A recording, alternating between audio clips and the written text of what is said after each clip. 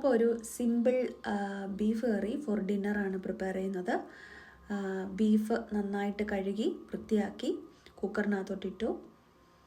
അതിൻ്റെ കൂട്ടത്തിൽ കുറച്ച് ഷാലറ്റ്സ് ചോപ്പ് ചെയ്തിട്ടു. പിന്നെ കുറച്ച് ജിഞ്ചർ ഗാർലിക് ക്രഷ്ഡ് അതും ചേർത്തു. പിന്നെ വേണ്ടിയത് കുറച്ച് തേങ്ങാക്കൊത്ത്, അതെപ്പോഴും ഫ്രീസ് ചെയ്ത് വെച്ചിട്ടുണ്ട് ഫ്രിഡ്ജിൽ. അപ്പോൾ അതും കുറച്ചെടുത്ത് ചോപ്പ് ചെയ്ത് അതും ആഡ് ചെയ്തു.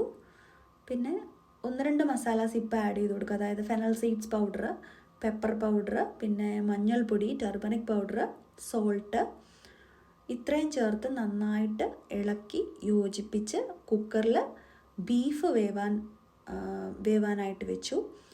ഒരു 2 വിസിൽസൊക്കെ മോർ ദാൻ ഇനഫാണ്. ഈ ബീഫിന് ഒത്തിരി വേവുള്ള ബീഫല്ല, സോ പെട്ടെന്ന് തന്നെ കുക്കായി കിട്ടും. അപ്പം എല്ലാം നന്നായിട്ട് മിക്സ് ചെയ്ത് കുക്കർ അടച്ചു വെച്ച് സ്റ്റോവിൽ വെച്ചു.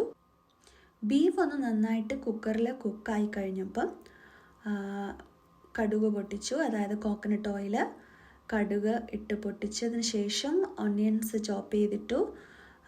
അതിൻ്റെ കൂട്ടത്തിൽ മസാലാസ്, മുളക് പൊടി, മല്ലിപ്പൊടി, പിന്നെ പെരുംജീരകപ്പൊടി ഓൾറെഡി ആഡ് ചെയ്തതാണ്, പിന്നെ ഗരം മസാല പൗഡർ, ഇത്രയും നന്നായിട്ട്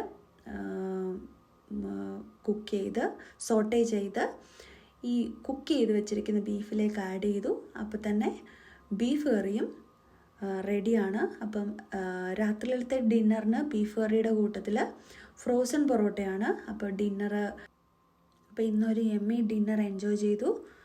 താങ്ക്സ് ഫോർ വാച്ചിങ്. ബൈ.